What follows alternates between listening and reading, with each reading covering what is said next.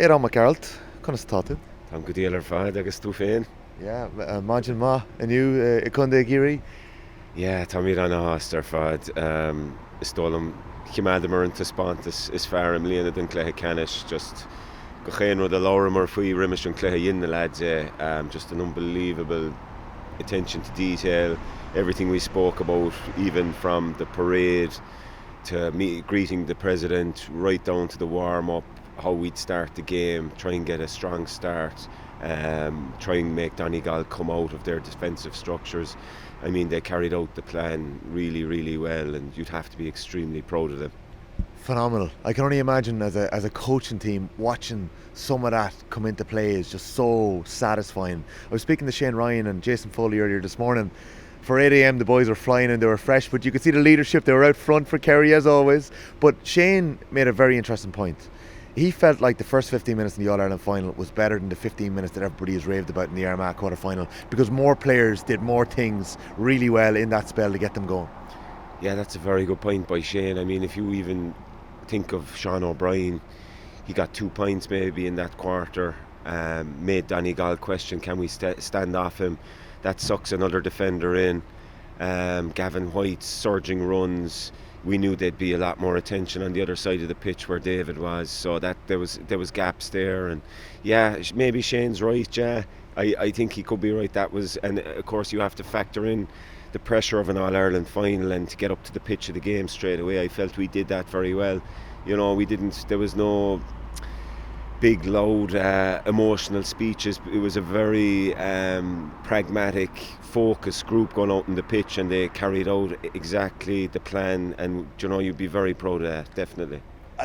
There was a couple of things, right? So myself and James Donoghue were in the press box and we were on news talk for half an hour before the game, and I loved that part because the teams are out and the noise starts going around the stadium, and on All-Ireland final day it's special, but you get to kind of go with the energy of it. And James just nudged me at one stage and said, this place is simmering, like around the stadium, the fans, it was a raucous nature. The Kerry team looks so settled. I don't know if you noticed last week, but with the presidents going out and doing the address, they were about 5 minutes late for the game starting, and it ended up being similar again this time. Like, is that so factored into your prep? Kerry just looked so, even in the parade going around when Donegal broke away, Gavin White just led his troops the whole way around behind the RTM band, and nothing kind of phased them early on. We spoke about it. We actually spoke about it in our last meeting. We went through every minute before that ball would be thrown in, minute by minute. And I'm sure Donegal did the same, but we were just really, really focused. We have an excellent psychologist with us, Carl Sheridan. He's 2 All-Irelands, by the way. Yeah, what a week for Carl. So shout out to Carl, he's excellent. Like, he went through everything, what to expect, emotions, the noise, and you know, it definitely helps. It helps. Like, you could see Gavin White, it was like he was leading his troops into battle. But we spoke, what are we going to do? We said we'll show the respect it deserves, and we'll go around and we'll do the parade, we'll shake hands with the president, we'll have our little pre-match warm-up, and go for it, you know. And we really felt we had to go after a strong start, because when you go ahead of a team that sit back, they're forced to maybe question, do we need to push out? And even just asking those questions early on is vital. There's Colm Whelan still promising me an interview. Haven't got it yet, Colm. I'm going to come after you for it. Like the team that you've had, so yourself and James Costello and a few others, like Jack kind of changed his background into this year. Cian O'Neill would have been caught the eye externally, going from Galway back to Kerry. But you were brought in, right? So this year you were always going to have a job to do on All-Ireland final day with the Jubilee team back in 2000. But I think your son stood out in for you this year on the pitch. He enjoyed that, did he? Yeah, Luke is delighted to step in there. He's football mad. My 2 boys at home, we've 2 sons, so Luke and Aodán Ogan, to be honest, they're both football mad, so it's great, like, because I'm obviously football mad and my wife is, so it's really enjoyable to have those moments. It really lifted me. I think it lifted the players as well before the game, to see that team under the Hogan stand when we were walking, you know, out for our pre-match walk, just to see those guys around the place. led by Seamus Moynihan. Like, what a legend, you know. I think Gavin White's performance reminded me of Seamus Moynihan's back in 2000. Like, talk about leading from the front, like, we're not going to be beaten today. And Seamo did that, you know. I'm very grateful to Seamo for what he did for me, and I think a lot of the lads in 25 years time will look back and say, Gavin White, what a legend, what he led us from the front. And you know, those, when things come together like that, it's very special. That's such an apt description of that performance yesterday. It really was like that. From even when he won the toss, and I watched him point towards the Davin end, the throw-in, like the way he took off and set up then again, he gets 2 points in the first 5 minutes. Like, by the time David Clifford touches the ball for the first time and kicks that 2-pointer, right, and that gives you, forget about a 2-pointer, that's a double score. But he had so many players in the game with big moments already by that stage. Yeah, that's it. Like we said, we had to take some of the pressure off David. You know, it's so important not to be relying on David alone. You have to bring something extra. David's this year is just gone to another level. I mean, he was triple marked at stages there in the game, and he still found pockets of space, and he's just incredible. But you're right, like, we knew we had to get other guys into the game, and when you think back on who chipped in with scores, there was a lovely spread of scores throughout the team, and that definitely takes heat off David. And the lads then as well, the way they worked screens around the arc, and they knew that he'd find it hard to get those extra yards, and they worked for him and worked with him, and you know, that was great as well. Yeah, we mentioned leadership, like the Kerry squad, from even the younger lads who have stepped up when there's been injuries and announced themselves as Kerry footballers when maybe there were doubts, but also the older lads that, not even older, but like lads that would have won an All-Ireland and had one in their back pocket, like the likes of Joe O'Connor, like his transformation. We mentioned Gavin White, Brino Bjuglik, the full back line, Paul Murphy again, 11 years on from being man of the match in 14, and then your forwards, like Paudie Clifford's 76 possessions is something, but he never gave a ball away, he never wasted one of them. That to me is the most remarkable stat of all. Paudie, like, you can't sit off Paudie. He'll dictate terms, you know. He's just like we always call him the quarterback. Like, he'll just steer everything from there, and he never loses possession. Like that pass he gave for David's point, he actually had time to tell David, can you please move, like, your lazy arse there, maybe go left. And I just thought that was unbelievable. Is there anyone like him? Like, his head is up all the time, isn't it? There isn't, actually. That's a good point. Even watching him training, he's soloing and scanning at the same time, and he picks out those passes. Do you know, it's unbelievable. Yeah. You know, but you made a very good point earlier about different players stepping up. Like Dylan Ganey, I think, got 3 points. Do you know? So now all of a sudden they have to mark him. Sean O'Brien's 2. Gavin White got 3 points from wing back. So like there's different players standing up, but Paudie just seemed to be in control of all that, starting all those moves, and you know, a big day for himself and David. You know, the pressure, and they just handle it so well. Yeah, and I thought they spoke so well afterwards as well. I actually thought it was just fascinating listening to David speaking about some of the praise he gets, and sometimes it is ridiculous. Like, we have all this goat talk, and it's maybe it's a word that gets thrown into sporting conversations all the time now, but how he handles it is remarkable. And even the way he said, sometimes you'd be wondering, is it coming from the right place? I take it as a hit. There's a bit of Roy Keane or Johnny Sexton in that too, you know. Just his attitude, his personality must be amazing to watch. The lads are hilarious. Paudie and David are constantly ripping into each other. Like, it's just brilliant. Like, they'd be talking about an under 14 game they played it in an East Kerry championship, and I was better than you, kind of stuff. Like, and it's just they're actually great characters. They keep each other very grounded, and they're very good for each other. But look, they come from really good stock. You know, their family wouldn't tolerate nonsense like talking themselves up. They'd be brought back down to earth, fairly lively, you know. And David definitely buys into that. Like, he doesn't even think about things like being the GOAT. Like, you know, he's just thinking about next ball, playing for the team. He's a team player. Like, David will be the last fella coming in off the pitch, like, kicking points. You know, he works hard at his game. It's not a fluke. It's not just raw talent. There's a lot of hard work goes in as well. And I don't think that gets acknowledged, you know, as much as it should. There's a reason he can kick comfortably off both feet. There's a reason he can fetch in the air. He works on his pace, that acceleration off the mark, like his movement. He works on all that. Yeah. Brilliant. Speaking of another fella, he's surrounded there by some of my colleagues in the media, Joe O'Connor. Like, coming in, looking in from the outside and then coming in and working with the team this year. like when you've had lads that have been injured or maybe coming back from fitness, Joe O'Connor has always been there this year. I know he's a Rockies man, but he's been the rock of that team. He's been the heartbeat of it. He's been the driving force. But he's brought his game, physically and football-wise, to another level over the last couple of seasons. What a standard he's set.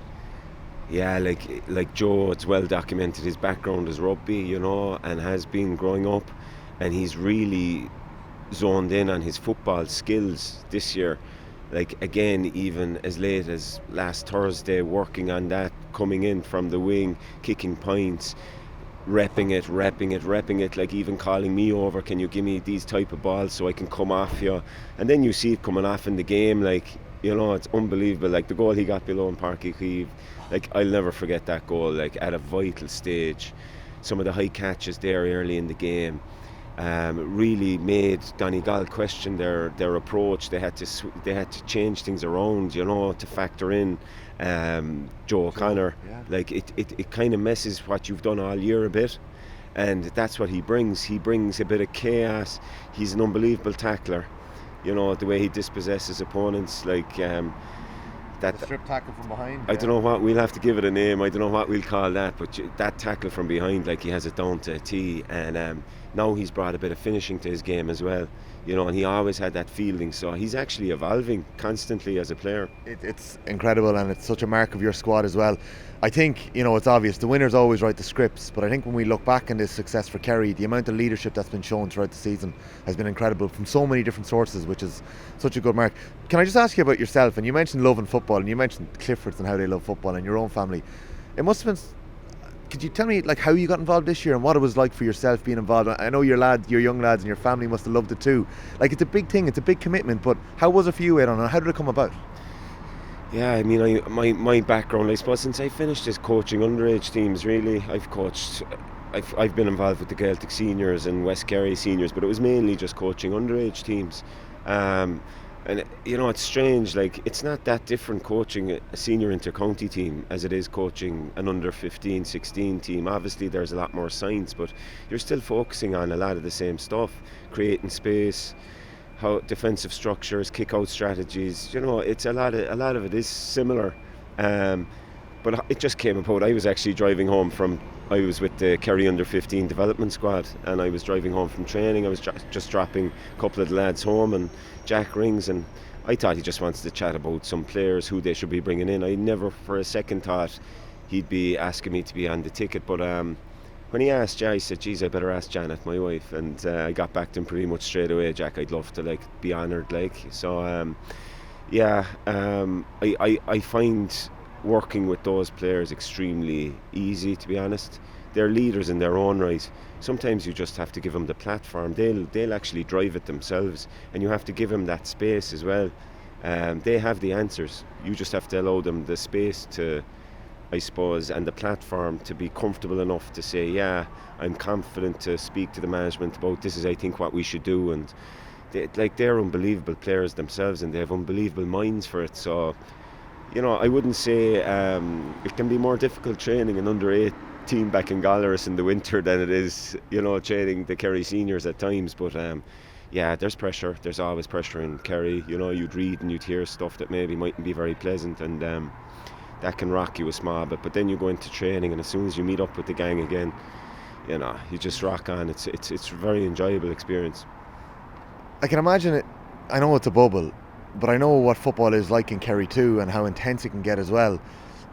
You seem to create an energy around you that you protected yourselves within that too. Like, it was needed. Like, you needed to get everyone behind you, which we heard the call to arms a few times this year, but you also needed to mind yourselves in that group too when you got a couple of knockbacks.